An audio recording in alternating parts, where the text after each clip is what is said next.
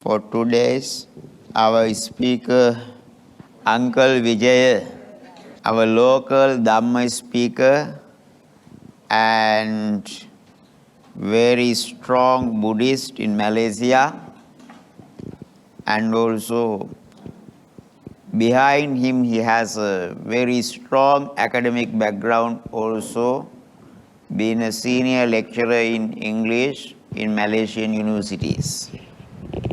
And Uncle has authored several books in Buddhism, and he has been trained to give the Dhamma talks long ago during the time of the late Chief Dr. K. Sri Dhammananda. And in his missionary works, he has been one of the co-pillars produced by late Chief to deliver Dhamma talks, to continue the Buddha's disciples, training them, and also he has been a strong pillar of Buddhist Maha, Vihara, being a Sinhalese Buddhist group within the management body also.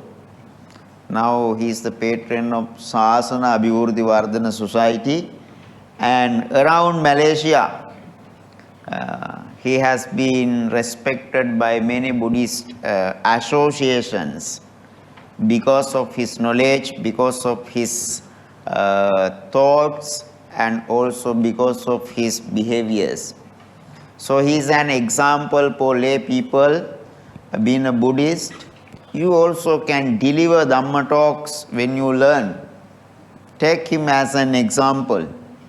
And no need to say much to introduce Uncle Vijaya Samarawickrama. He is so kind person, so grateful person, and also he practice mudita also. He always loves to see others' happiness. Equally he treats everyone. Whatever I experience from him, I just express to introduce him, because my first-hand experience is more important than others' words.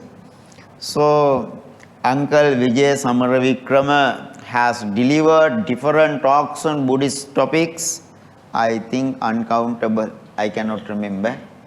I think you also cannot remember. About 150 a year. 150. I would like to invite Uncle Vijaya Samarawickrama to talk about the life of the Buddha, wishing him to be healthy and wealthier by the power of the Triple Gem. Uncle, over to you. Thank you, Bante. One enough. Bukan sehebat itu.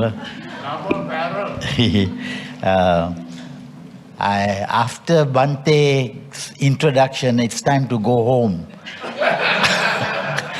Because I think it was very, very high-powered.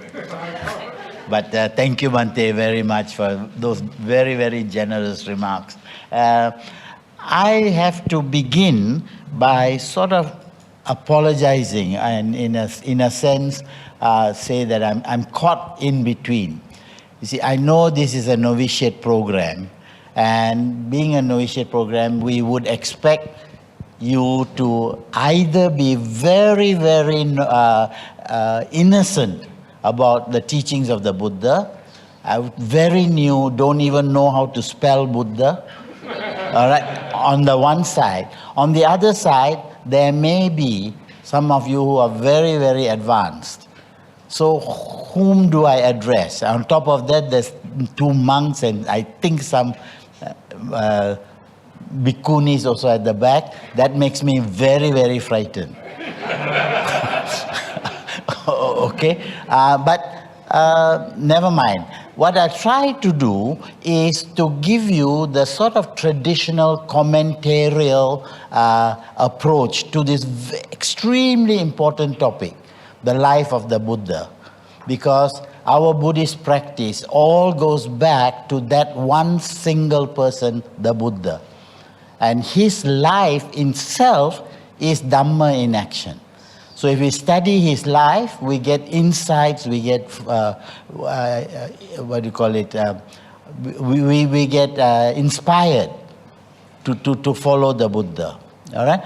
However, as I said, I'm covering myself very carefully because of the experts.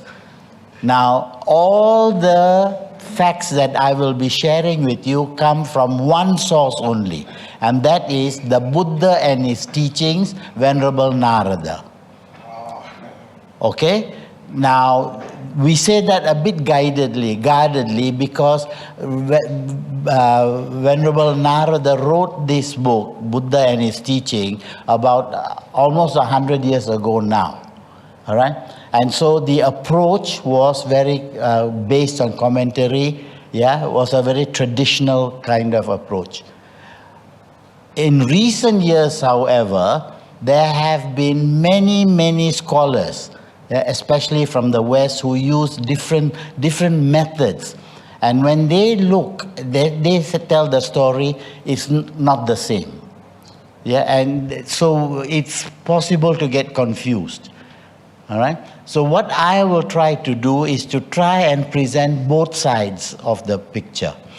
On the one hand, because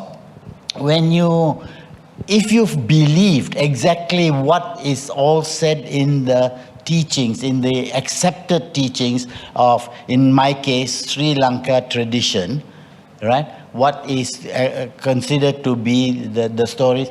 If I believe all that, I'll be considered rather childish. Childish in the sense that believe all this also can.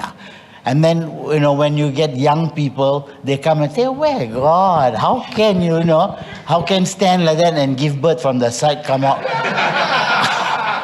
You see? And these students have actually told me that. Right? But the great thing about this whole thing is there's two great traditions. One tradition is the Indian tradition, and the other tradition is the Chinese tradition. Now, the Indian tradition, they were not terribly interested in exact dates. They were more interested in philosophy, they were more highly, so whatever facts there were, they tended to convert it into a poetic form. Okay? So you get these far-fetched stories, right? Not like the Chinese. If you ask the Chinese are meticulous about dates, about time, about how you take 7 steps to the north and you walk there, you'll find this stone. And they recorded that. All right? And so the Chinese were sticklers for accuracy, historical accuracy. The Hindus and the Indians were not so. Okay? Nevertheless, if we look at these stories intelligently, then we can see the Indians were not telling lies. They were saying it in a poetic way. So our job now, when he say come out from there, what did it mean? What would it mean? How do we interpret it in today's terms? That's what we are trying to get at. Okay? And then that gives us to our starting point. Our starting point is, when was the Buddha born? Where he was born, there's no doubt about that. In Lumbini, in northwest India, northeast India, and so on. But when he was born, if you read the traditional texts, Venerable Narada, for example, they will, about 100 years ago, the date that they use for the birth of the Buddha is 623 BC. 623. All right, and if you read those books, about 100 years ago, it's 623, and I don't know how to subtract, you see. So he was born in 623 and he died in 543. That is the traditionally accepted date for the birth of the Buddha. But today, the dates are much more recent, number one, and due to a lot of scientific analysis and by reference to a lot of Chinese sources.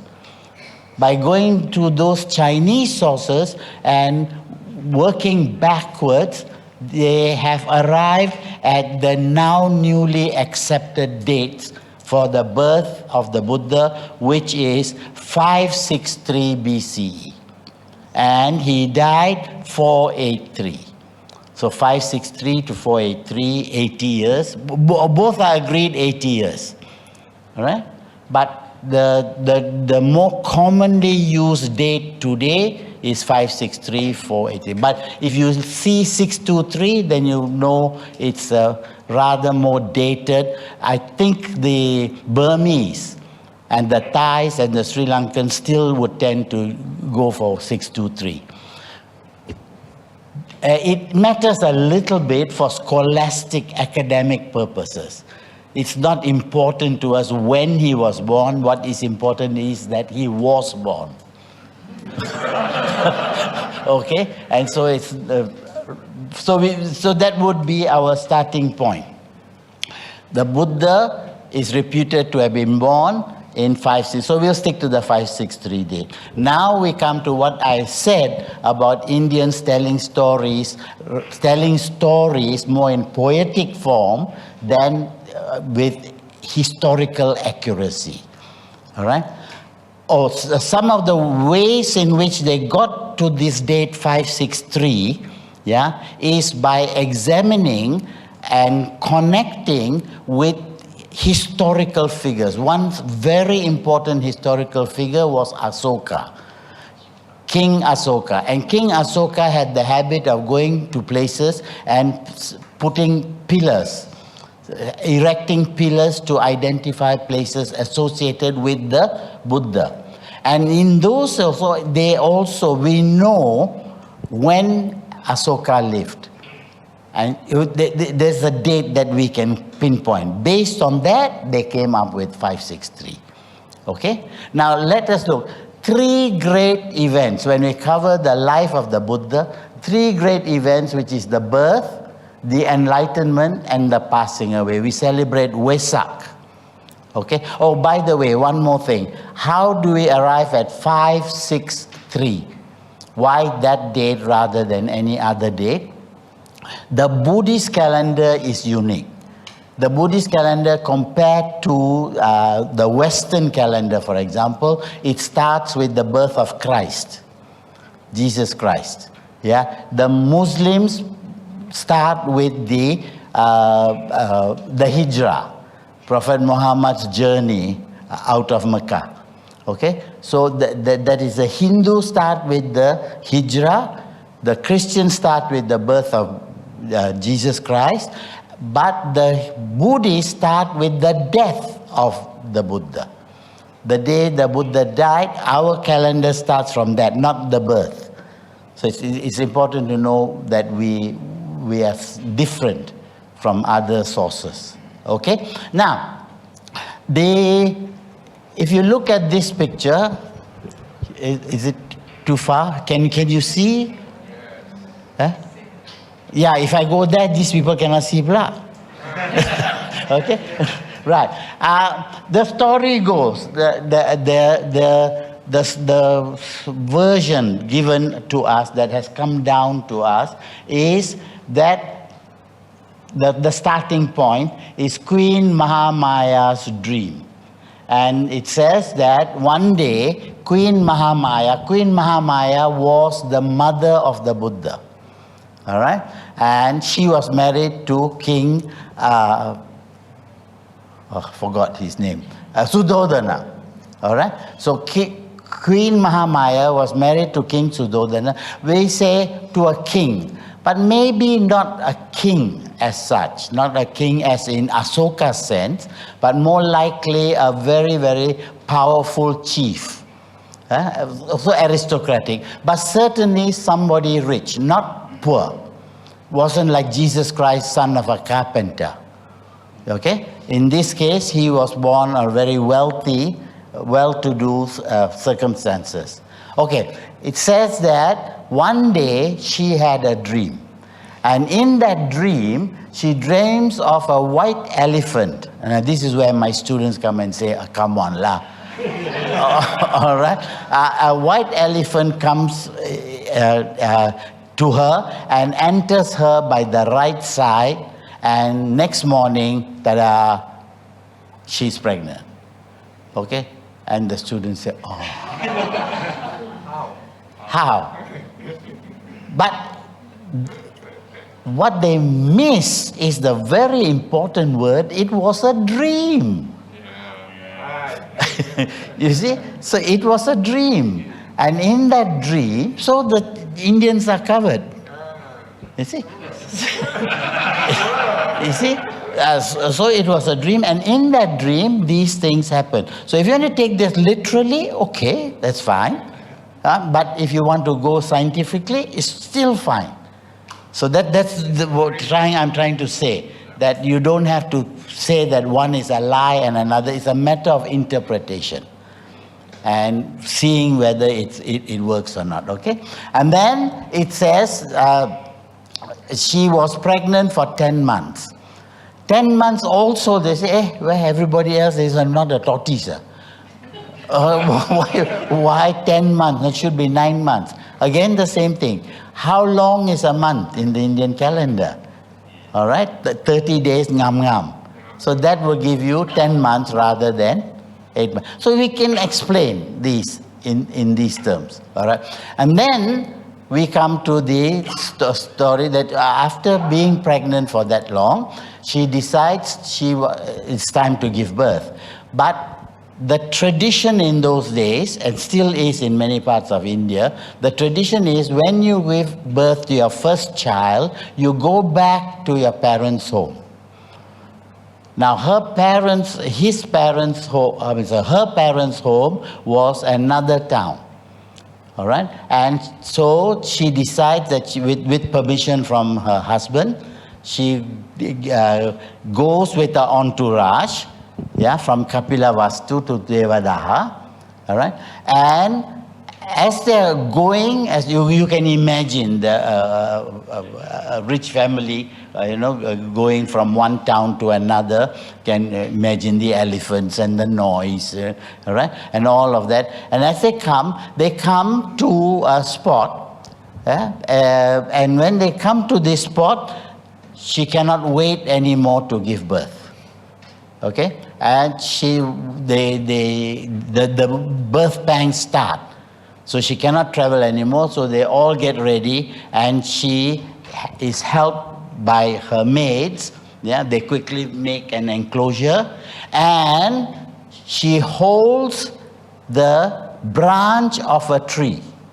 She holds a branch of a tree, and while holding the branch of a tree, standing up, she gives birth.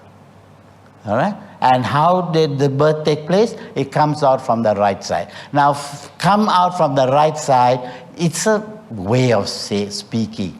It's not something to be said specifically, he said that. But standing up and giving birth, that's okay. Even in Africa, even today, it's a much better way of giving birth. Yeah? Take it from me, I'm almost there.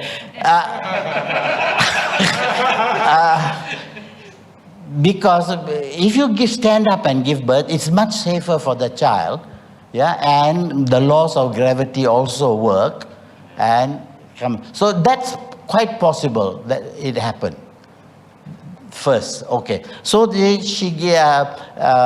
rather than the way we do it now, you say push, pain, and it's very dangerous. Okay, so we covered that part of it. The baby is now holding. Let me stop here and share with you Chinese and Indian again. Okay? The spot where this happened has been identified. By whom? No less than Asoka himself. All right? And the beauty is, the Indians knew nothing about it. When the British came and they were looking for what's the meaning of this pillar, nobody asked the Indians around. They said, Tatao? They didn't say Tatao, they said, don't know. Okay. The Indians about 100 years ago didn't know what this pillar was. Where did they go? They went to China. And the pilgrims, I Ching, Fa Shen, Xuanzang, they had visited these places. And they had put records. For one record was, there was a pond, I think Fa Shen says, there's a pond, and this is where Queen Mahamaya Devi had a bath after she was, after giving birth, all right? And this is the place where she held the tree, and this is the spot, okay? So they knew what that pillar was, and that's the location. And for many years, they thought that was the exact location of the spot where the baby was actually born.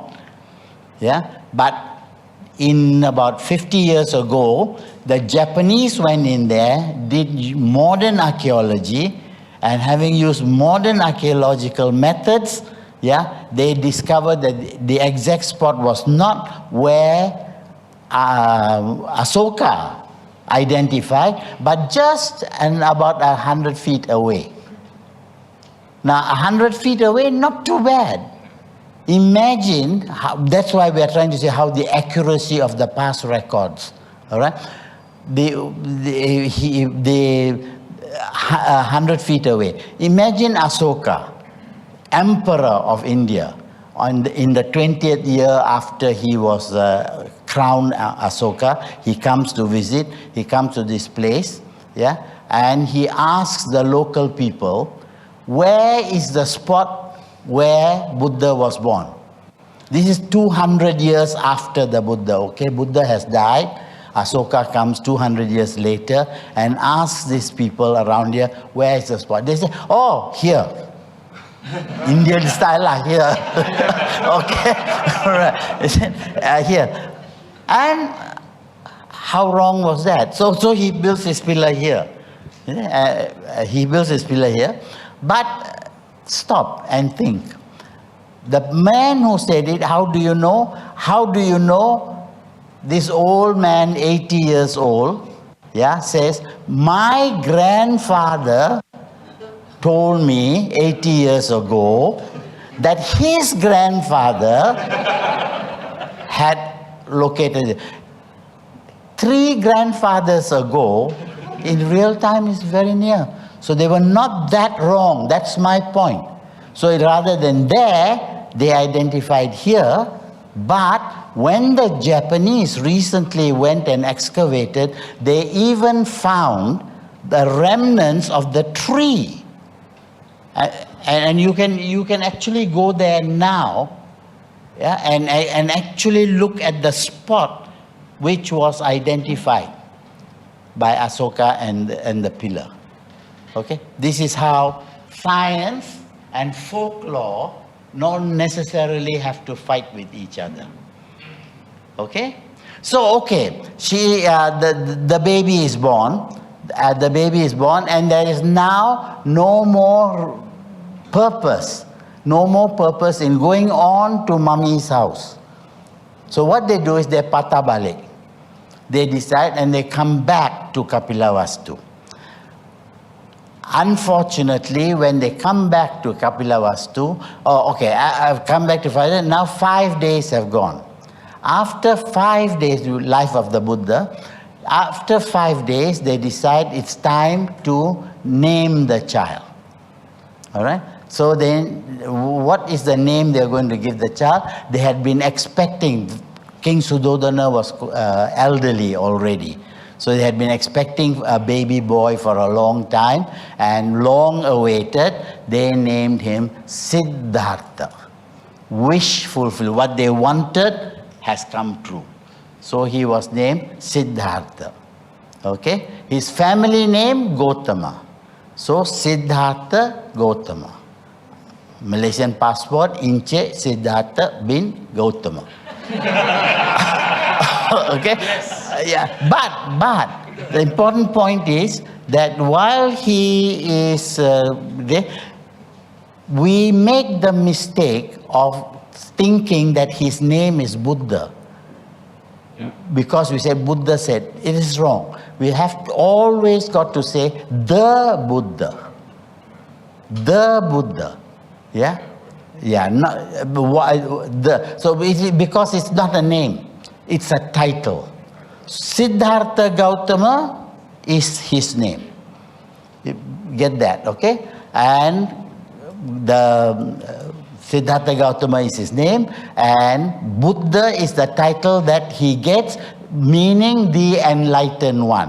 One who knows. Buddha means knowledge. One who knows. So that's a title that is given to him after he gained enlightenment, much later. That story is not yet. Okay, so what has happened now is the baby is born, they come back, and he has been given a name. And in the naming ceremony, very important again, in the naming ceremony, they invite, as is Indian custom, they invite a number of people who can look at signs, yeah, and predict what the child will be. All right? Predict what the child will be. So all 8 of them are called, and 8 of them examine the body. In India they do it, in China they do it too. In China they look at your face and they measure your face, and then they are able to tell your future, what kind of person you will be. All right? But in India also, they examine, the Buddha was born with several marks on his body. They examined all these, and 7 of them put up 2 fingers. All right? 7 of them put up 2 fingers, meaning he will, very important point, meaning that he will either be a great religious teacher, an ascetic, a spiritual leader, or he will become the greatest king the world has ever known. Okay, don't tell that to Trump, he'll go and change something. Okay, right. So here you have your 2 alternatives. Either this path, great spirituality, or great earthly power. And they couldn't make up their mind which one. Okay? Very important point. Why? Because this happens to us all the time. Because we also are always caught up between these 2 choices.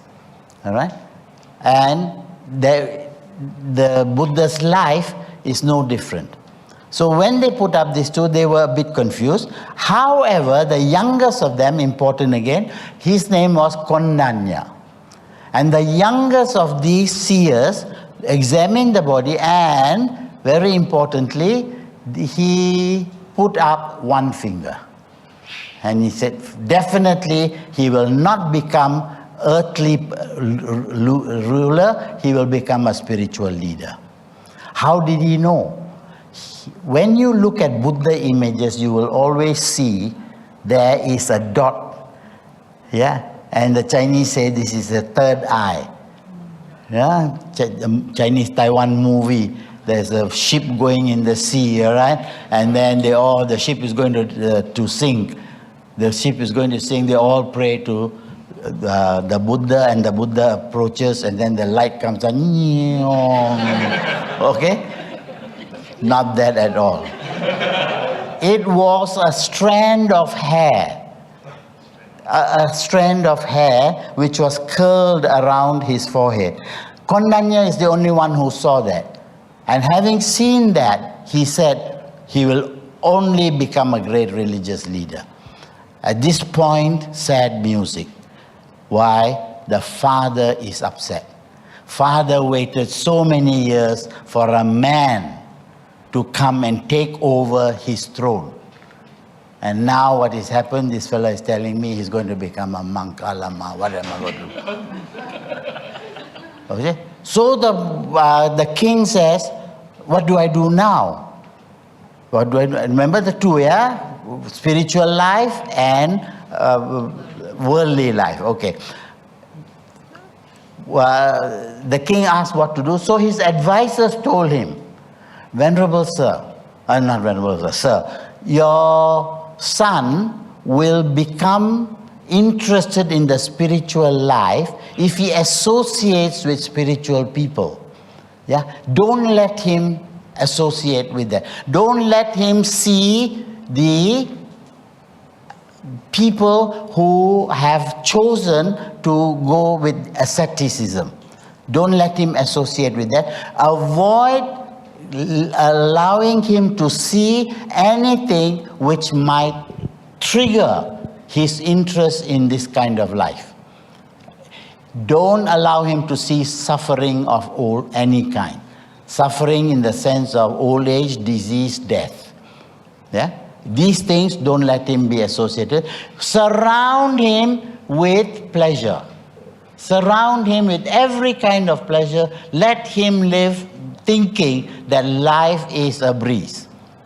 So the king took that advice.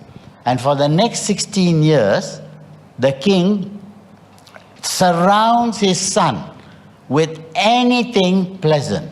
So physical, mental, music, earth. He gave his son 3 palaces. One for the cold season, one for the rainy season, one for the hot season. Each palace was surrounded by lotus, etc., etc. He had all the women in the world he wanted by the time he was 16. So father surrounded him, and the father forbade the prince from seeing anything that will lead him to think about the misery of life, old age. All people who within the palace who were of a certain age were sent out. I would have been sent long ago. All right? Old age, any kind of sickness he was not allowed to see. So the prince grew up in this dream world of everything being well and good.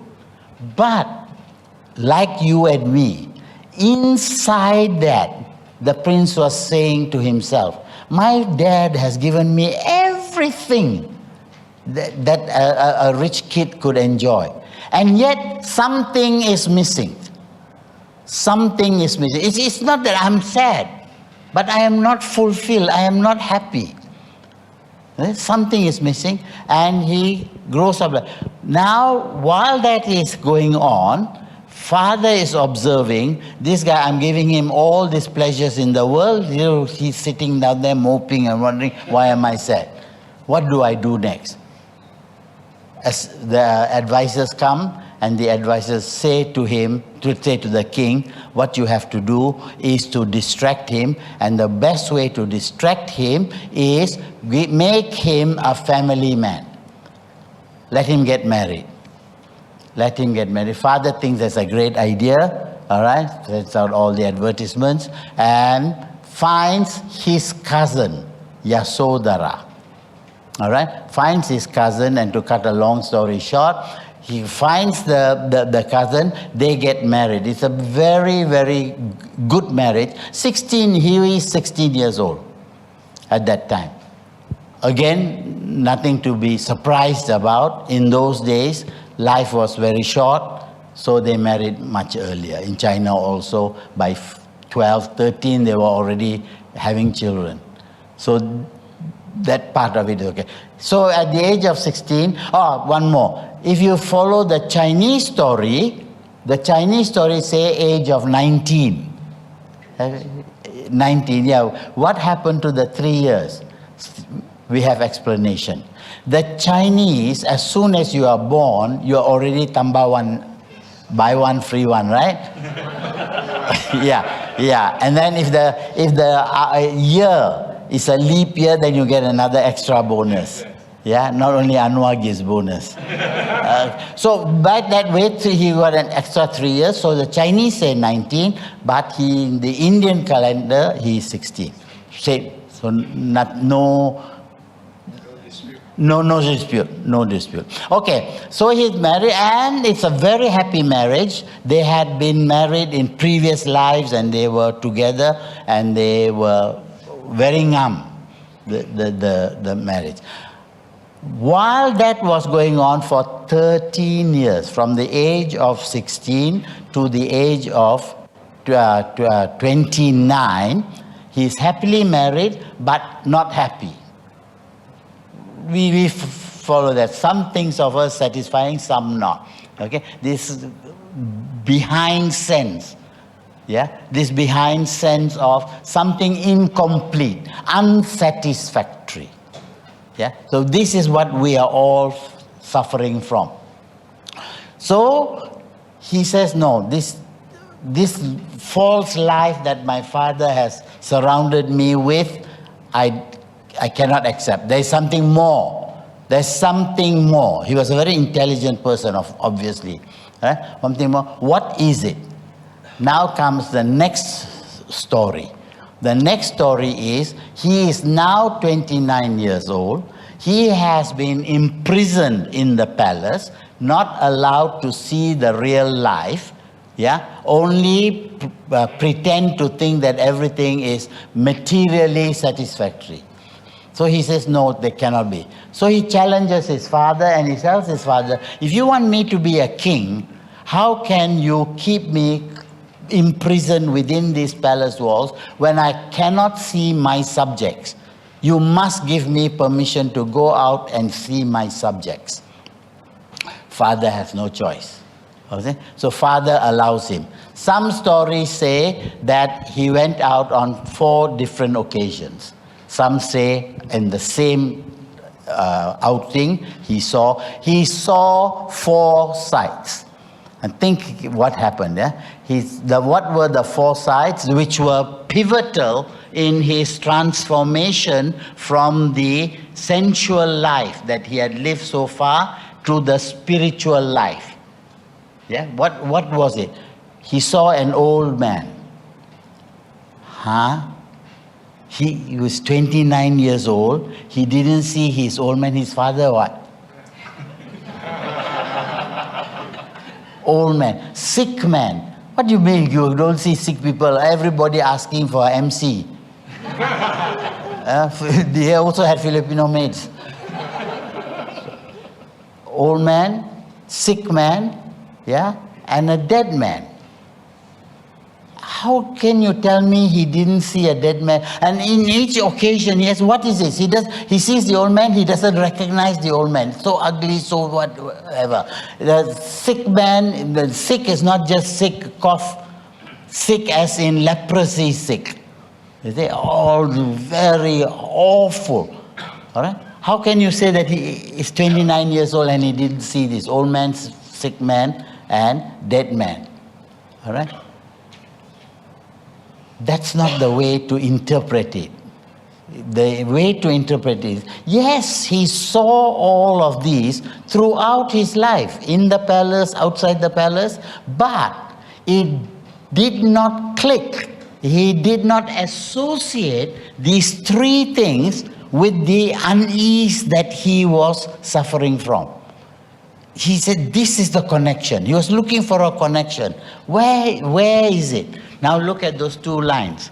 Now his destiny was, he saw, and he knew that unhappiness comes from these things which no human being is exempted from. By the way, when we are telling the story of the Buddha, we are actually explaining the background of Buddhism. This is the foundation of Buddhism. And the foundation of Buddhism is, if you are born, you cannot, as it's a human condition, old age, disease, death, and cannot do anything about it. That is the negative part of these 2 fingers going up. However, on the next occasion, he sees a monk. Not a Buddhist monk. There were no Buddhist monks at that time. There were already people in India, at that time especially, people who had given up. They have given up materialism. They said that material world cannot bring me happiness. I can only find happiness by giving, not by accumulating, but by reducing. Today also we have lots of people who have made those choices. Okay, so he sees this old man, and he sees there's a big difference between the old man, the dead man, and the sick man, and this ascetic. And this ascetic is peaceful, he's walking calmly, he's looking down, he doesn't seem to have any need on his face. Right? And Prince Siddhartha says, hey, looks like this is what I have to look at. I have been looking at one thing all my life, now I have to look. So his mind diverts from life affirming to life denying. Yeah? Life affirming to life denying. So he begins to, but he cannot go out yet. He's still a prisoner in his father's palace. Yeah, he's thinking and he's pondering and he's pondering. All right, and he decides one day, while all of this is happening, he gets the news. He gets the news that his wife has given birth to a baby boy. Grandpa is ecstatic. Not only have I got a son, now I got a grandson, and I am happy. The message comes to the prince. The prince is sitting alone. The messenger comes and says, sir, we have good news for you. Your wife has just given birth. Now you would expect a normal person to say, yeah, here's a cigar. But Prince Siddhartha's reaction to that is, a fetter, a chain has been born. An impediment, Rahu, an impediment has been born. Rather than being excited, his mind is already now moving away from life affirming to life negating, and happiness is not to be found by collection. Now he says, now one more, because when this child is born, as this boy is going to grow up, very important point, yeah? As this child is going to grow up, I am going to get attached to the child. And when I get attached to the child, this attachment is going to bring me a whole lot of suffering. Think about it. This is the foundation of Buddhism, and it's happening in the Buddha's life. And just as he discovered, we also have to discover. And say, where is the cause? What are we looking for? Whatever. All right? So he says, this a child that has been born is an impediment. I am going to grow up and I'm going to be attached to this child. And attachment is the cause of my suffering, because you all may have had this experience, yeah, of getting married and having a child, very, very happy, very proud, oh, I got a boy, whatever, and then does he remain like that? He becomes a bloody teenager. See? And when other children become teenagers, that's no problem. They don't know how to look after their children. Yeah? But when your child does something, why? Because of attachment. My child cannot do it. This is attachment. The holding on to things, the grasping. This is, all the while the Buddha has no answers, yeah? And he is at this stage a bodhisattva, one who is going to become a Buddha. He's not a Buddha yet. So he has lots of questions just like you and me. All right? Just like you and me. So he went through it. He didn't just fall from heaven. And he said, okay, here's the clue. The clue is that attachment is the source of potential pain, potential suffering. I must find a way to get rid of attachment. Find a way to get rid of attachment, I must learn how to identify, to define what is attachment. All right? And then from there, what causes it? What causes the attachment? What causes the attachment is a false sense of I. The moment you have this ego, I, then you have my. The moment, why you have my? Because you have eyes, you have ears, you have nose, you have mouth, you have touch, you have the 5 senses and thought, 6 senses. And these senses create a false sense of an I. The moment you think of I, you think my. When you say my, your hand wants to grasp, your eye wants to grasp, your ear wants to grasp. You want to collect and collect. But the nature of life is such, that you cannot collect everything. Even if you do collect, this child that you are so attached to can die at the age of 5. And there's nothing you can do about it. Nothing you can grasp and call your own. So this grasping and the non-fulfillment of that grasping, that is the cause of your suffering. Now all of this, the Buddha was only having clues. All right? And he had to now do something to find out and zoom in and see how I can find answers to these questions. To do that, he has to do the first thing. He has to escape from the palace, that prison. He has to escape. So it says that same night, that Rahula is born, he sneaks out with his servant Channa, and they had a horse, Kantaka. So they get on the horse, the master, the Siddhartha, and Channa get on the horse, sneak out of the palace. Ride all the way, right across Selangor into Malacca. No, father has no jurisdiction. Where the father has no jurisdiction. They come to a river, they jump across the river, and then he goes there. First thing he does is he cuts off his hair. Now that, all Buddhist monks, why do they cut off their hair? Tatao, but you cut your hair, you never ask why you cut my hair. Okay?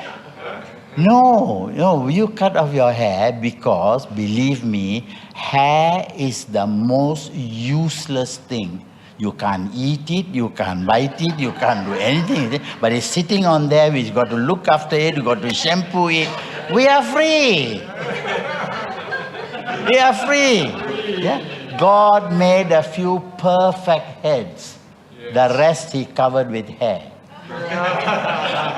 Anyway, symbolically, as in India was then as now even, he cut off his hair, right? He threw off his hair, and it says that he threw his hair into the sky and the gods held it up. Okay? That's a bit of extra story lah. Okay? Then he starts his renunciation. From attachment, he tries the second experiment. One experiment is that I grasp, thinking it will make me happy. No, it only gives me attachment. More and more I get frustrated. It's a cause of frustration. Okay, throw that aside. Let me try number 2. Plan number 2 is, what happens if I give up everything that I have?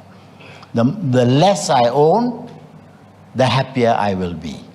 Okay, so the 2 fingers come into play again. He has now moved this way. Then what he does is he takes off all his clothes and everything. He takes off all the jewelry that he was dressed as a prince. He gives it to the servant Channa, tells the Channa, take all this back and go and tell daddy I'm not coming anymore.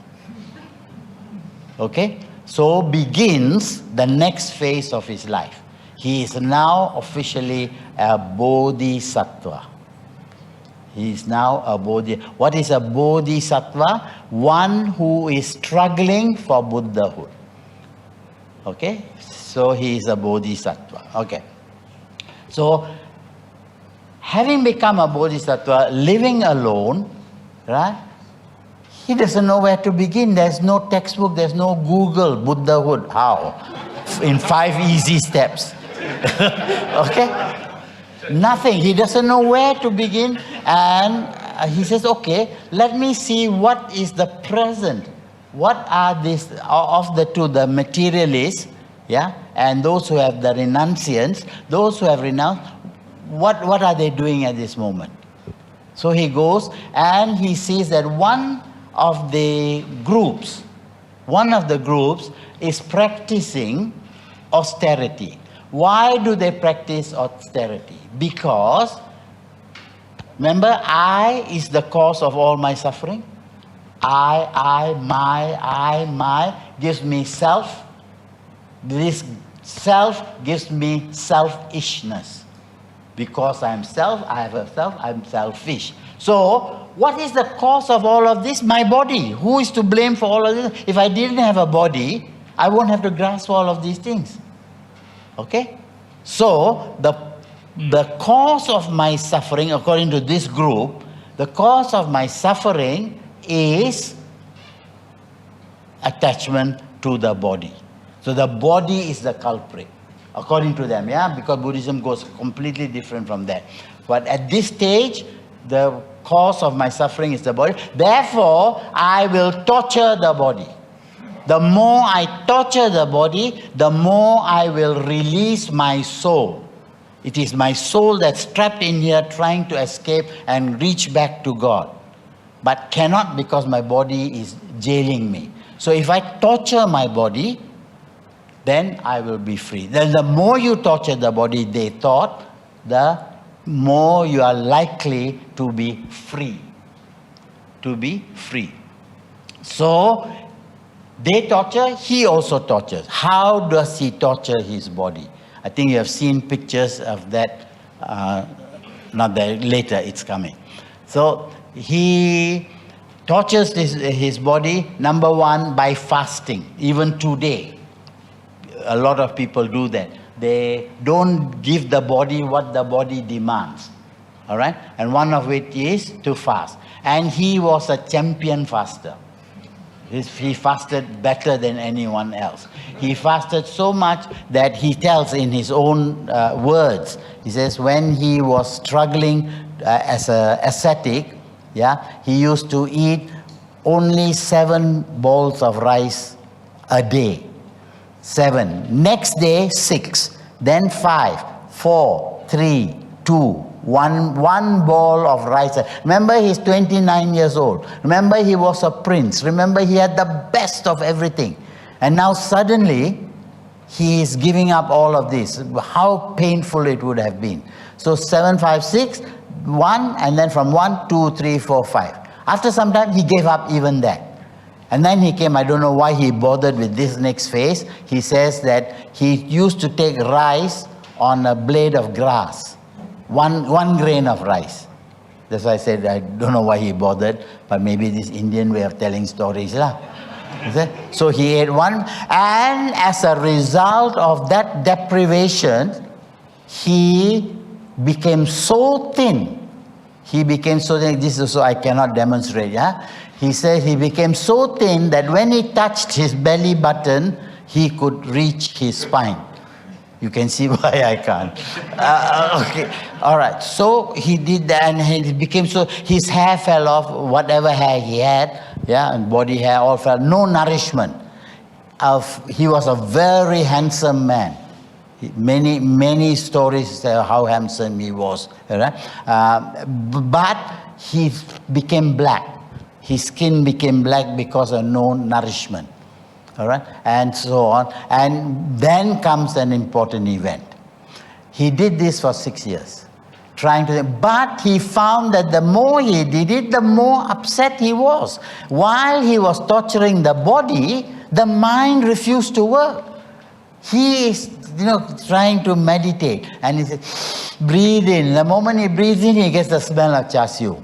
And everything goes back to square one.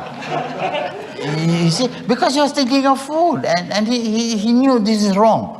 Torturing the body. The body is not your enemy, but the body is the seat of your mind. And if you don't have a body, this is practical Buddhism. If you don't look after your body, how can you nurture the mind? There he learned that lesson. And then he became so thin and so weak. Yeah? One day he was so thirsty, he went to the river to drink some water. But he was so weak, he fell into the water and nearly drowned. Luckily, it was cold. And the water revived him, and he realized how stupid he had been all along. Life affirming, all the pleasures didn't give him any help. Life negating, all the torturing, no help either. Why? Because it's not the body you must look at, it's the mind you have to look at. And the mind must have comfort. That's why we have Sila, Samadhi, Panya.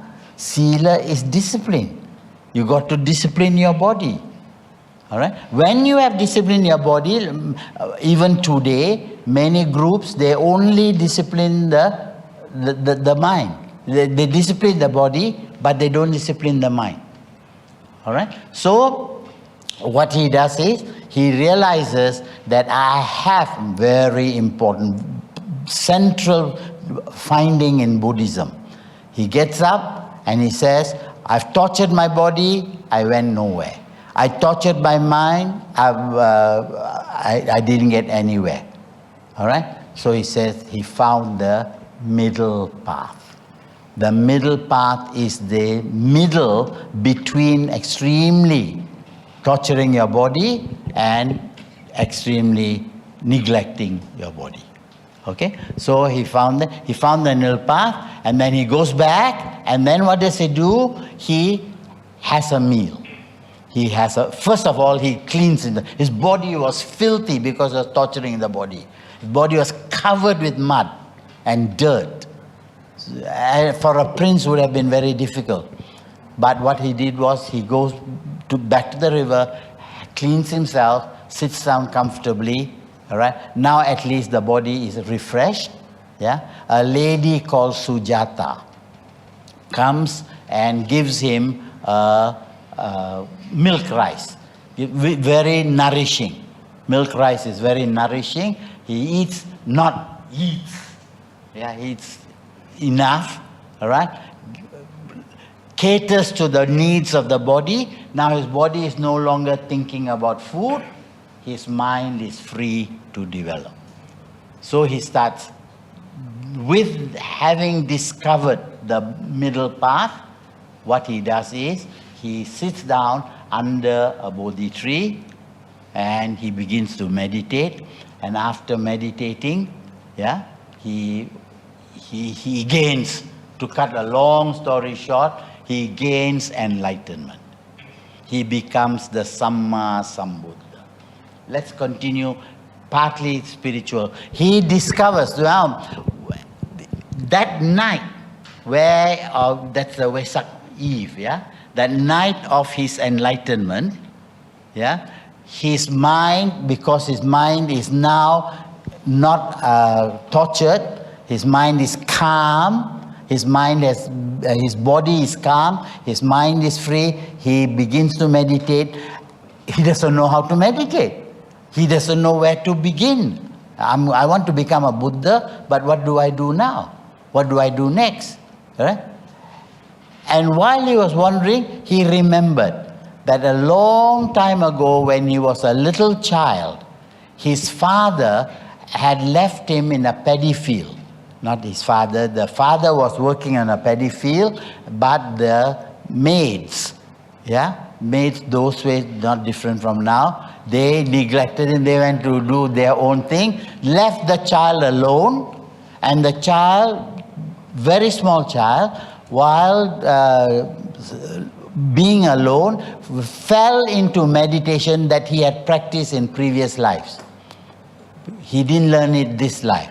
But it was something that came, and he learned in and out breathing, anapanasati, and as a child. And this anapanasati led him to samadhi.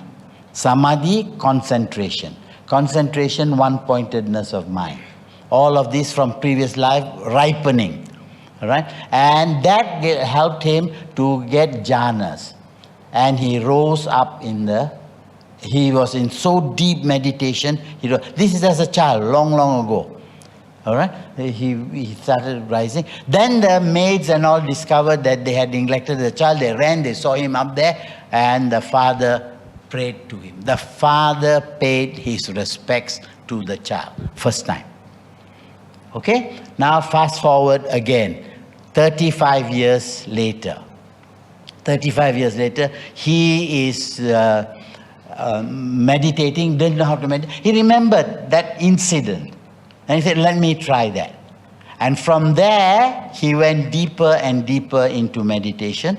Yeah. He also, I forgot, he also didn't know where to begin. He thought he'll go and learn under the best teachers. Yeah. And these teachers, 3 of them, taught him what they knew, and he very quickly absorbed it. But this is not what he was looking for. This is where Buddhism comes in. Up to now, they were practicing those days it wasn't Hinduism, it was Brahmanism. Hinduism is a bit later, but more or less the same now. Okay? But anyway, in Brahmanism, they used to meditate. But the depth of the meditation wasn't enough.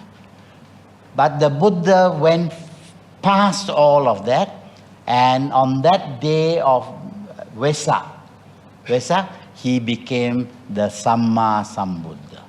And when he became the Samma Sambuddha, his meditation, as his meditation was going higher and higher, his mind was very important for us to know. His mind, and all of us have it, all our previous life experiences, every previous life is stored in our subconscious.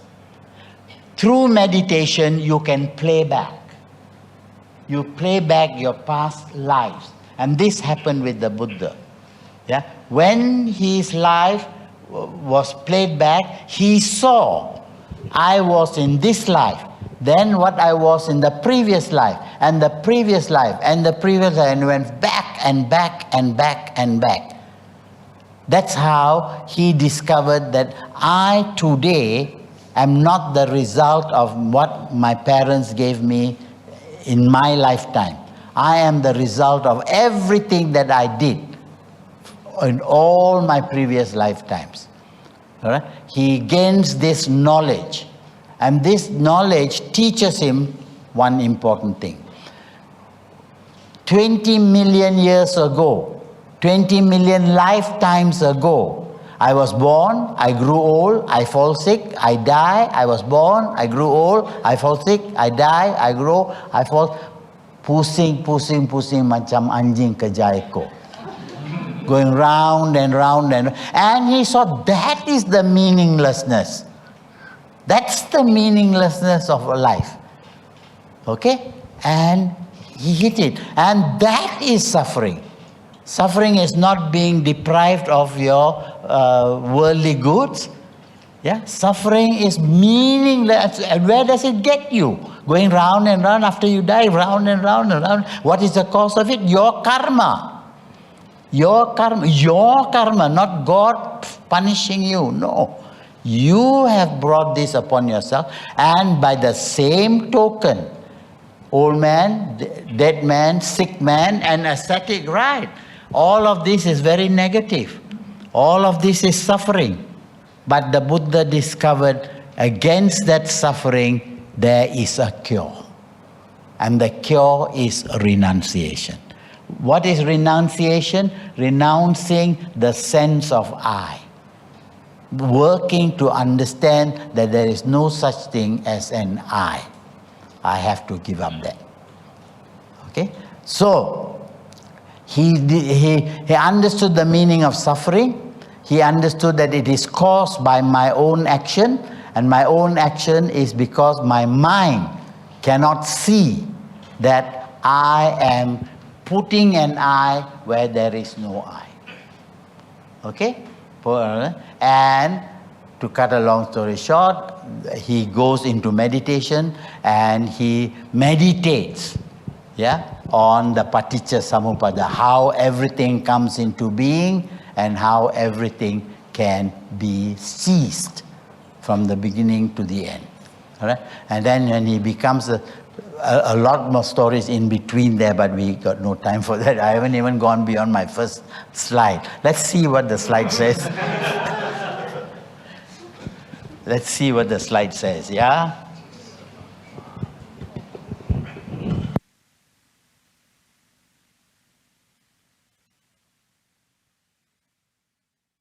We saw that. That's the dream.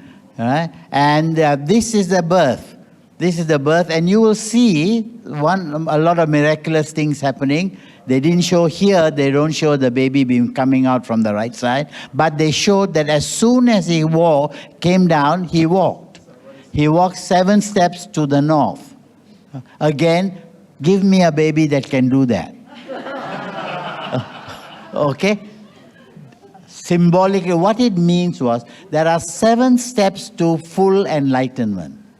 And 7 steps meaning that he will one day, that was his purpose in life, to walk the 7 steps. And the story goes that every time he walked, a lotus sprang up. Okay? But it is a story, not scripture. It's not scripture. Okay? Yes.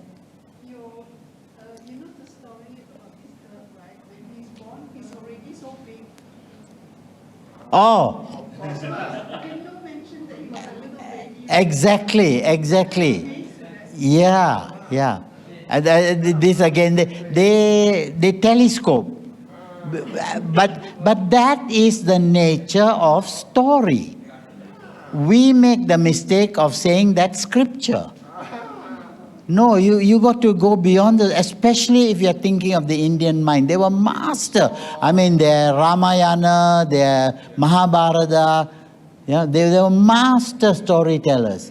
But we need to go beyond that and look at the reality.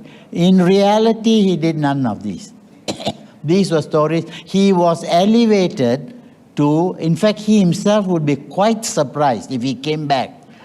And sitting down here, where got all of this? To begin with, the bonjol on the head, where got? You remember that thing on his head here? The artist design. So my purpose today is to get you to see that when you read and to explain to a lot of people that we Buddhists are quite normal people. Okay? Our babies also have to wait to walk. Okay? Right. Yeah.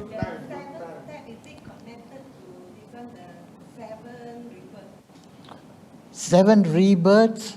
No, not as far as I know. What 7 rebirths? Oh, that one, when somebody does me any nice favor, I bless the person by saying, maybe in next 7 rebirths, you will come back. May you be blessed for the next 7 years. That's a way of speaking. 7. The poor fellow said, 1, I cannot tahan, you give me 7. You call this thank you. Okay, this again is just a story about Siddhartha's wisdom and compassion. Very important 2 words. All of Buddhism directs you to only 2 things. Your practice of Buddhism must be for you to realize and develop your wisdom and your compassion. Actually, it's only 1. If you get your wisdom, compassion comes. Compassion comes. You'll explain, you'll understand why Trump has no compassion. Because the idiot has no wisdom. Okay? So if we have wisdom, we don't have to worry. We have compassion comes automatically. Now this is another story to signify that very quickly, that there was a swan, and the swan was flying, and Devadatta is the Buddha's cousin, who was his arch enemy. That again is part of life. In life we have always good and bad, yin and yang. Yeah, and for the goodness of the Buddha, there is the counter force, the evil of Devadatta. And he is used all along in all the stories from the time of the Buddha's birth right up to the time Devadatta himself dies. So here it says that the swan was flying, and Devadatta, being the bad guy, of course, he uses his arrow and he shoots the swan falls. When the swan falls, the prince sees this, and the prince runs up and out of compassion picks up the swan and nurses the swan back to health. All right. Then Devadatta comes along and said, I shot the swan is mine. Yeah? And the future Buddha says, no, this is mine. I brought it back to life. So they go to a village council, and the council examines this and said, the owner of the swan is one who gave it life. The one who took the life cannot be the owner. Okay, this is a story told during the Buddha's youth, before he became a Buddha. This is one of the stories. Okay. Okay. This is the plowing festival. This is the one I told you where the father was plowing the festival. Why are you asking me? Hey, he was a rich man. Why was he doing this kind of tani punya kerja? You know? Again, even now, the Thai king, in April, the Thai king symbolically goes and turns the soil. He turns the soil to as part of a cultural event. So this was the same cultural event that the father was practicing. But the point was that this is where Prince Siddhartha learns about the magic of meditation, and how he experiences how his body elevated. So there you see the king and riding the. Now these are the four sides: the old man, the sick man. Can you see that from the top? The old man, the sick man, the dead man, and the ascetic. All right, and how that it's to be divided into two parts. Yeah, the suffering and the end of suffering. The only way that you can do this is by renouncing. Oh, by the way, one more question. I bet you are not going to be able to answer, and you're going to get scolding from me. Why is your robe yellow color? Why not green? Why not blue? Why not green? Sorry? Fire? No. No. No. No. This the practical answer to that is the monks were not able to buy robes. They had no money. They were very poor. Right. So what they had to do is to go to the cemetery, and they wrap the body in white cloth and then leave the body to rot. These people who are monks will go there, take this cloth that has been discarded, pansakula, bring back, wash it, sew it together. That's why it's all in lines. Yeah, sew it together, and it becomes one piece. All right, and then because it was in the cemetery for so long, the white is gone. They dye it. Why this color? Because they use the tree trunk. Yeah, and that is the. But the symbolic reason is it's the color of a ripe fruit. So when you are spiritually ripe, you wear yellow. You are spiritually ripe. That's the reason why you wear a yellow robe. Okay? Now where was I? Okay, so there you have the monk who is the symbol of spiritual maturity.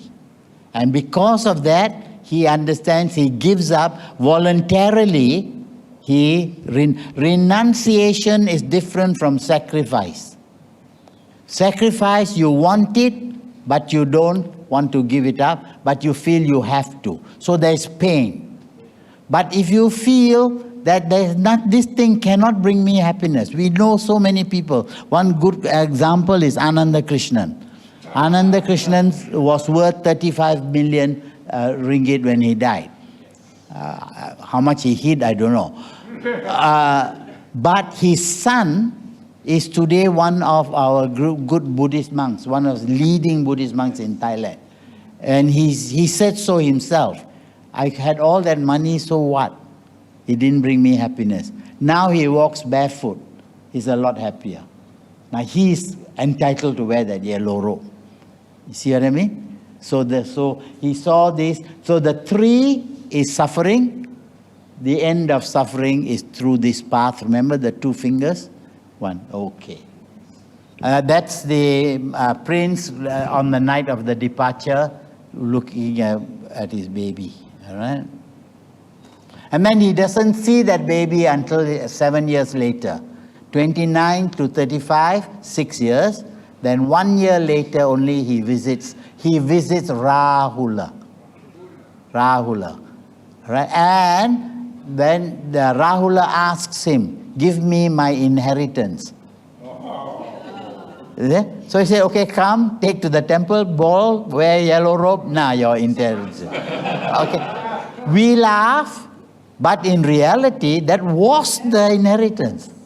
That is the highest that the Buddha can give us, the happiness. And sure enough, Rahula died when he was 18, I think, 18 or 20, very young. But yeah, long before the Buddha.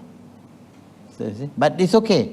They all die. Everybody will die anyway. The idea is the dying is not the problem. The being reborn is the problem. Okay? So if you die, no problem. Don't be reborn. Okay? Because the moment you are born, old age, disease, death follows you. Okay? All right. And that was discovered by the Buddha.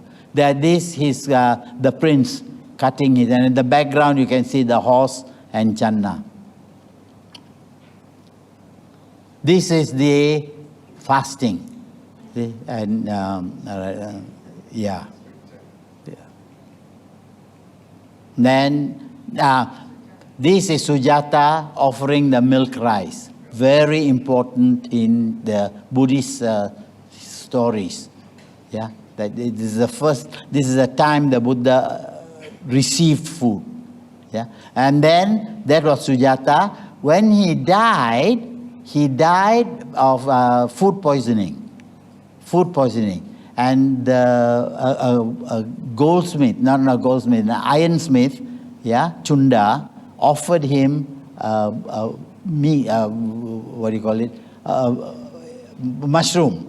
Offered him a mushroom. He ate the mushroom, which was poisonous, and that was the result of his earthly death. He died in a lot of pain. He had a very, very bad attack of dysentery. Meaning, even a Buddha is not exempted from human suffering. He had a human body. But once he attained nirvana, he is free, he goes into nothingness. And when he goes into nothing, he cannot be reborn. He has got rid of the link in the mind. You got that? Okay. Then, a good example of symbolic. It says that when the Buddha was seated for enlightenment, he was tempted by Mara's 3 daughters. Now, what is Mara? Mara is not the thing in Shah Alam. Yeah. Mara is that psychological nature of us which is negative in all its forms. Anything that's negative, that is, we have yin and yang. Yeah? All the yin is, we can say Buddha, all the yang is Mara. So any psychologically unacceptable behavior, that we put in as Mara. But there is also a Mara who is a bad guy. Yeah, there is one Mara like that. But these are psychological. This Rati, Raga, and Rati, Raga, I forget her name.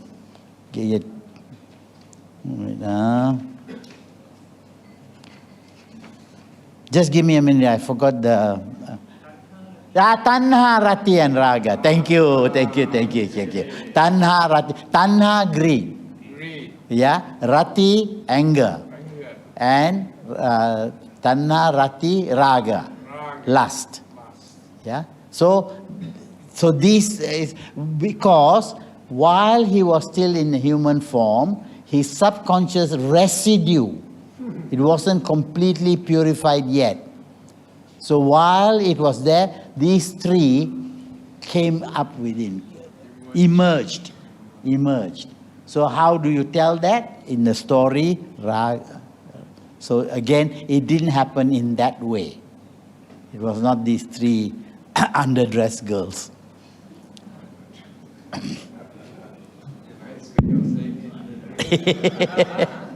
Okay, right.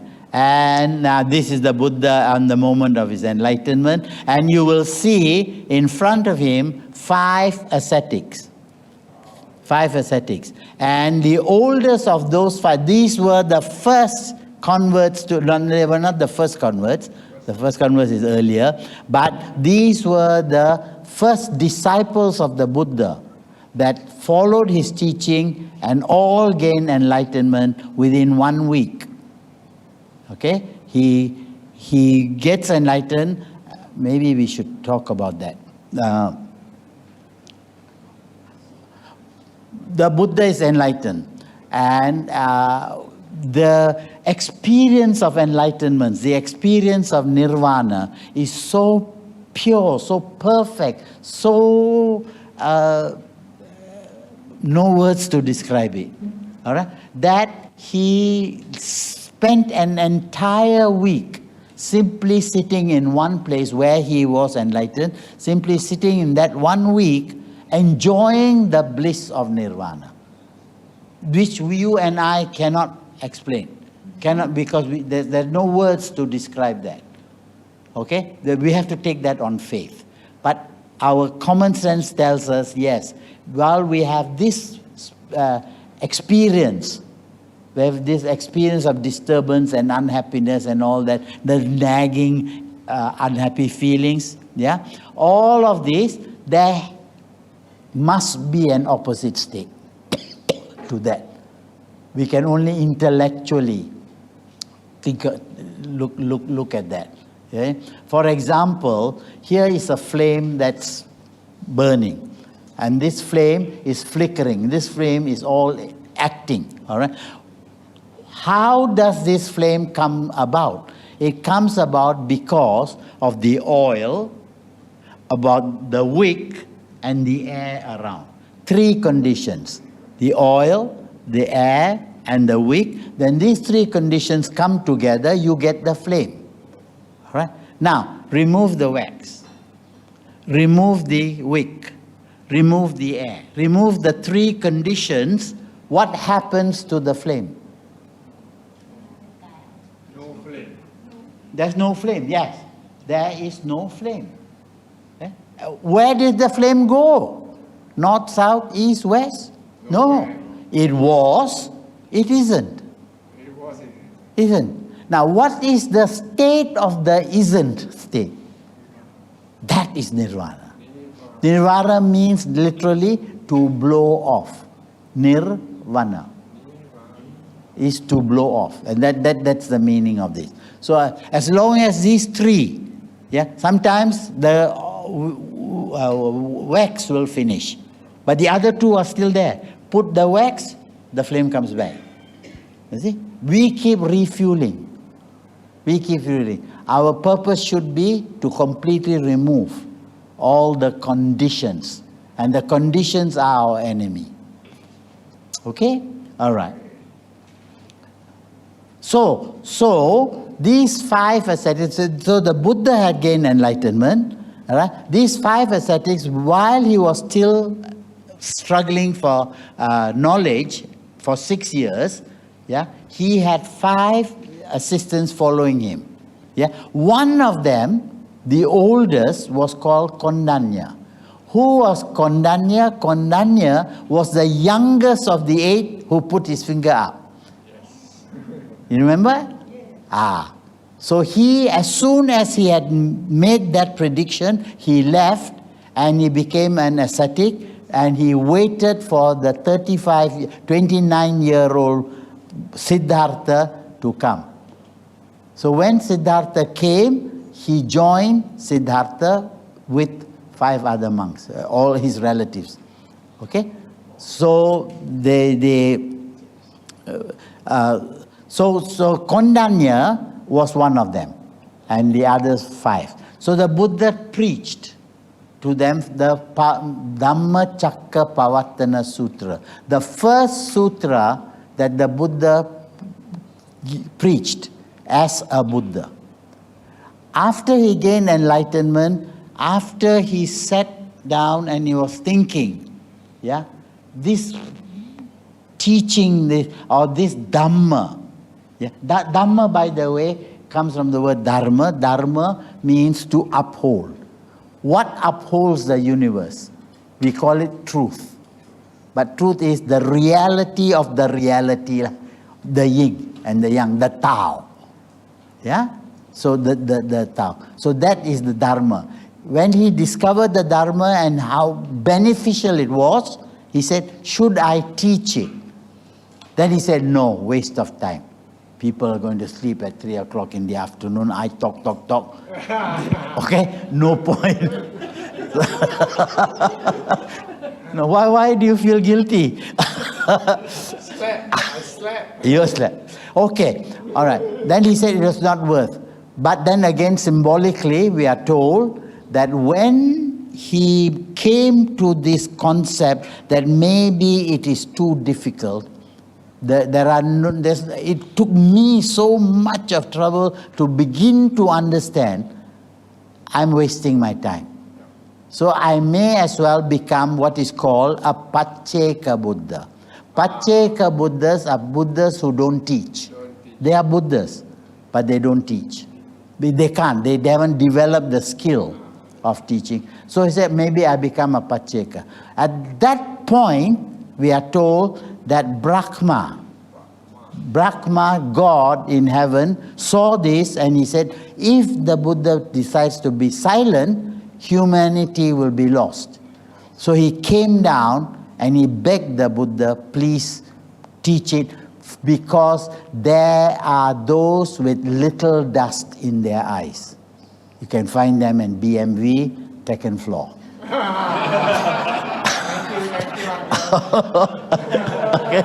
Okay. We are happy. And I am a liar. Okay, so there will be those with little distance who, hearing the Dhamma, will be benefited. Yes. Then the thought said, betul juga. Correct? And then the Buddha decides, okay, sir. Then comes the next question, whom do I teach? Then he thought of his 3 teachers and found they all died just before him, before his enlightenment. So he has noted. Then he remembered that these 5 ascetics had been looking after him for 6 years. Until, remember that time when he fell in the river and decided this is not good, and then he ate the rice that was given by Sujata. When they saw this, they said, he has become worldly. Because to them, to be a champion ascetic, die also never mind, but fast to death, then they really hero worshipped him. But they lost their faith in him, and they left him. They left him, they were in Bodh Gaya.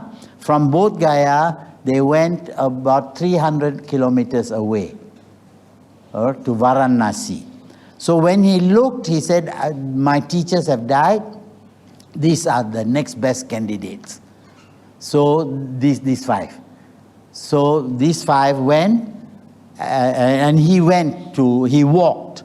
Took him 8 weeks or something to walk all the way from Bodh Gaya to Varanasi, met these ascetics, taught them the Dharma. Yeah, within the first, at the end of the Dhammacakkappavattana Sutra, it's the first sermon that the Buddha gave, where the Buddha summarizes his entire teaching. And what is his entire teaching? The middle path. The middle path comes first. Yeah? And then he talks about the Four Noble Truths. Four Noble Truths, remember when he meditated and he realized we are going round and round, lifetime after lifetime? Yeah? When he did that, he realized that the connecting factor in all of these is suffering. Just going round and round meaninglessly, that is suffering. And when you don't see that, you are blind. You are a putujana. A Buddha is needed to help us see through that, which he did. When he did that with the 5 ascetics, the first one to understand was Kondanya. And so Kondanya becomes the first to understand the Buddha Dhamma. Then the next week, the other 4 also all become the first 5 arahants in the world. Buddha plus 5. Okay, and these are the... Oh, by the way, they always, I don't know why, they always show pictures of them as Buddhist monks. They were not Buddhist monks at that time. They were just sadhus. They were just holy men, some wearing yellow, some wearing white, you see. Some, mostly, they used to cut the shave themselves. Some take the vow not to shave. Whatever, all is a mishmash. After he finished the Dhammacakkappavattana Sutra, all became monks. They became Buddhists. Yeah, they became Buddhists at that point. Until then, they were not. The artist was very smart. Why? The artist No, the artist is telling you lies. They are not Buddhists yet. They are not Buddhists yet. They should be long hair, they should be sitting like that. You know? So free. No, after this, the next day, so the artist should have a second picture, before, after. That's Okay. what they are practicing. Who? Vihara. Before, black hair. Yeah. Okay. Right. So you got that, yeah? That's the significance of this picture. All right. This is a story of Sigala. These are all lovely little stories. By the way, when the Buddha started teaching, his primary concern was not to start a Buddhist order. There was no such thing as Buddhism. All that he saw was suffering beings who were suffering because of ignorance. And he said, I can teach you happiness by giving you wisdom and compassion. So that was his goal. His only goal was to make people happy. All this organization of the Buddha that came during the Buddha's time, before he died, the organization came about. But that wasn't his primary aim. All right? And because that was his primary aim, he was teaching all the time to monks. People already, they were already monks and already given up, already chose. So they no need to tell them to give up their Lamborghini or whatever. Yes. No need to have, because they already done so. That's why this one, as soon as they heard the Dhamma, one hour talk, already they became arahants. Because already ripe. It just needed the to blossom. Okay? So the rest of us, however, he did not neglect. He recognized that not everybody can become a monk. Not everyone can go through the austerities of the being a monk. You see? So because of that, he also He learned those others who were not ready to go all the way, but at least to see part of the truth. One example of that is Sigala. Sigala was a young man, and his father died.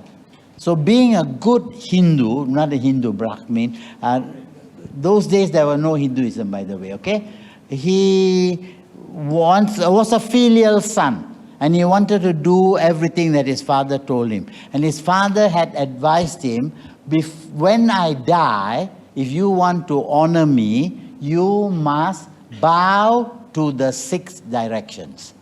And the Buddha was walking along the river one day, and he saw this young man, freshly bathed, still wet, bowing to the north, bowing to the east, bowing to the south, bowing to the west, praying to the top, praying to the 6 directions. And he was praying. So the Buddha stopped and asked Sigala, what are you doing? So Sigala looks at him, well, you Buddha, you don't know, I'm bowing lah. Okay. They said, no, I'm bowing. Why are you bowing? Because my father told me. Why did your father tell you? Don't know lah. Father tell me, I do lah. All right. Very good. That's what we all do. We just simply don't think. We don't know why. We don't think. Yeah. We don't. So Buddha said no. This is again the teaching, the skill of the Buddha. Yeah. He did not stop there and say, Sigala, you're going to go to hell. Your father tell you that, you stupid fella. I tell you, sit down there, 3 hours I'm going to talk to you. Okay? Why only BME must suffer? They also, he didn't do that. This guy was not ready for a lecture on Buddhism. He was not ready for a psychological depth. This guy was a good guy, but ignorant, was doing things the wrong way. So instead of beauty of the Buddha's skill, instead of trying to change him, use what he already believed. And what he already believed was what his father had taught him. But now give it a new meaning.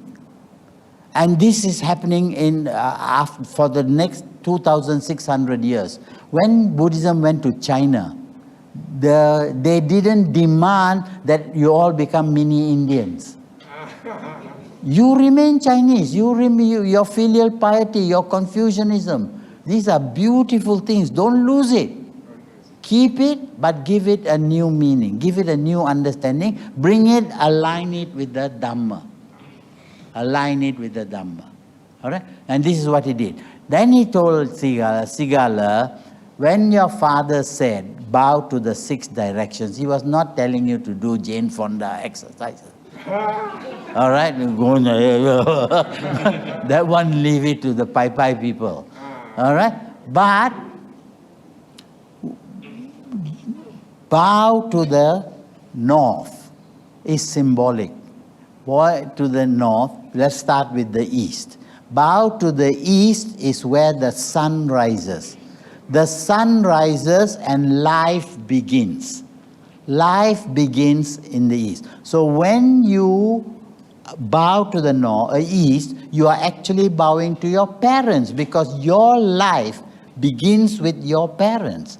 Just like the sun gives life, your parents give life. So you want to honor your parents, bow to your parents. That's the north. That's the east. Yeah. So in the same way, your parents, your teachers, your parents, your teachers, your spouses, your husband or your wife, your children, bow to your children. Each of these, you owe it to them.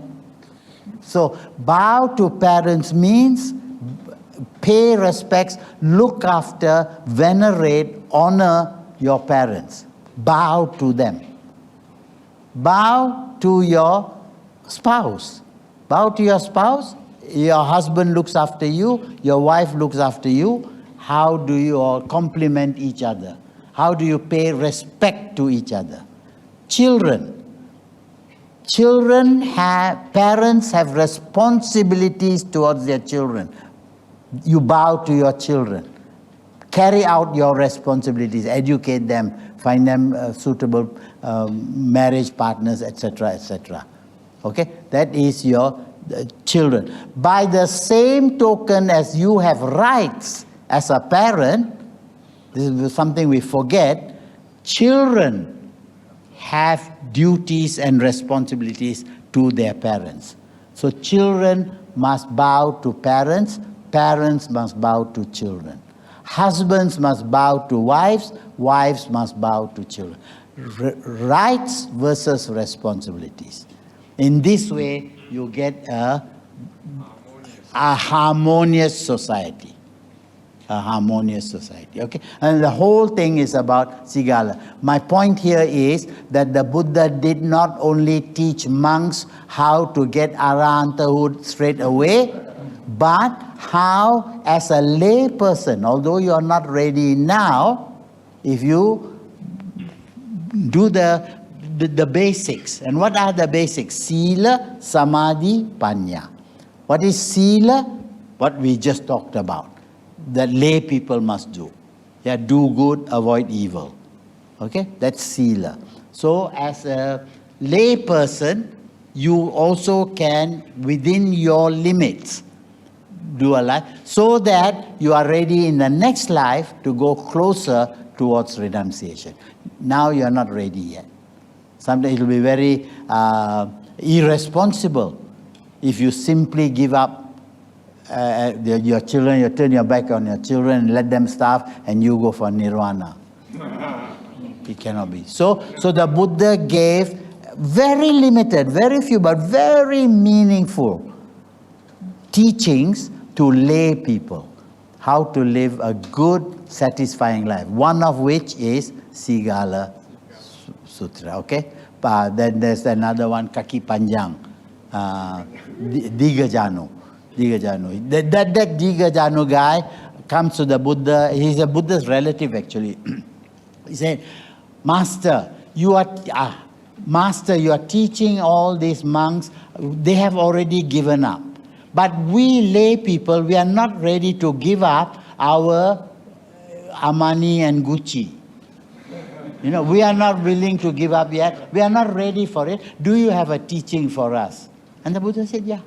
And then the Buddha gives a long sermon on how to live a lay life. Quite comparable to this. But not many. Not many. Enough, but not many.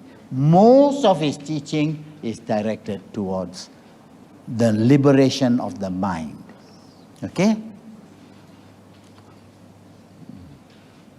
That is the story of Sigala.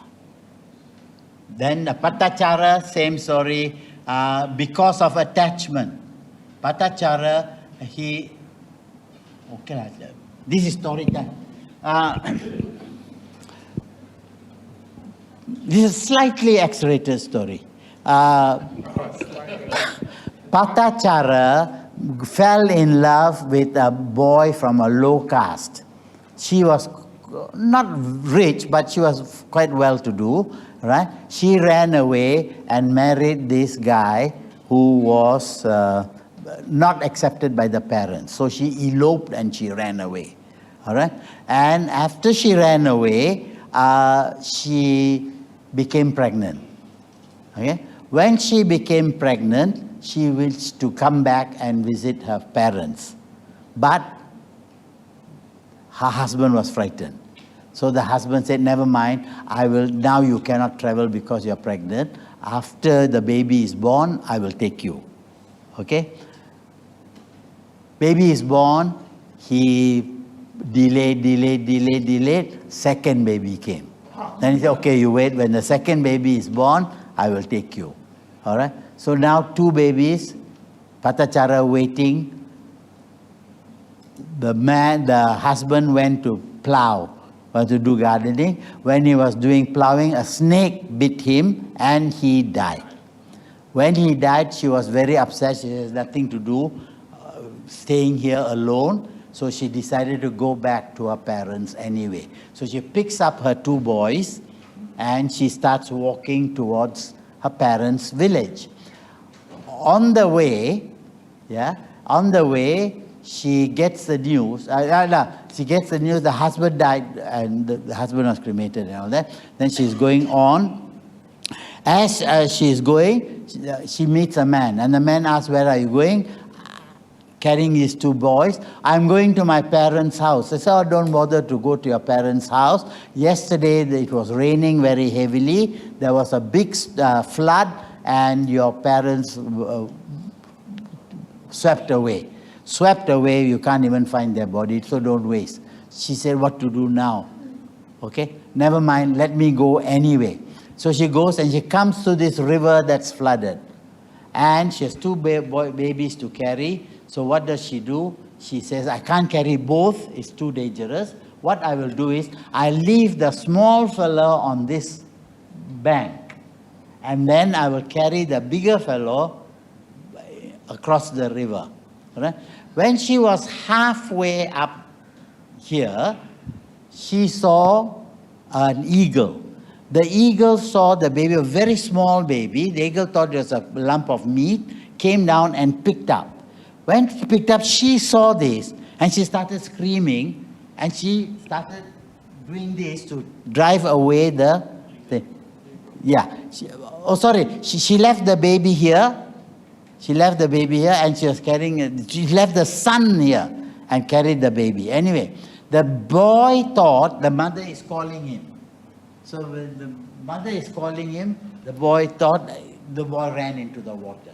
Ran into the water, swept away again. Okay? So the baby also gone with the bird. Baby gone, when this happened, she went stark raving mad. Then she went, nothing left. So she threw away all her clothes. And naked she ran through the village. People all said, "Mad woman, mad woman," started beating her. All right? And somebody was kind enough to say, "Go to the Buddha. The Buddha is there." So she ran. The Buddha is giving a Dhamma talk. Yeah, and all the people are listening. And this mad woman running, screaming her head off. All right? And significantly, you know what the Buddha did? Buddha did not say, "Stop her." The Buddha did not say anything. The Buddha said, "Sister, calm down." Just the madness, the violence in her head, when she heard that, "Sister, calm down," her madness left her. The fumes left her and she realized she was naked. Somebody quickly covered her. Right? Then the Buddha, the Buddha did not give her Dhamma talk. The Buddha just said, anybody who is born must die. And just by calming her mind, she then realized that you can't own any child. You can't own any parent. You can't own any husband. Nothing. You come alone, you go alone. She realized all of that. She was ready for renunciation. She became a nun. And eventually, she became an arahant. So from the story of Patachara, story we hear, we also will suffer if we don't watch it. Okay? Right. So that's the whole story of Patachara. Angulimala, same thing. A bad guy turns good guy. Repeat. Oh, you want stories, little child, I give you. Wait, uncle. Okay. Then, Kisa goes to me, I must tell you. Because it's a very standard Buddhist story, which is, to my mind, very meaningful. Kisa goes to me. Yeah? Kisa goes to me. Also, like Patachara, I don't know why those women in those days go and marry without permission. Okay? So Kisa Gautami also married a man of a lower caste. All right? And she got married, but she was living with her in-laws. But the in-laws treated her badly because she couldn't bear a child. All right? So they treated her badly and she was very, very unhappy. But after some time, one day, she did give birth to a baby boy. The moment she became the mother of a baby boy, the relatives started treating her well. So she got naik pangkat lah. You see? So she was quite happy. But as always happens, the boy died.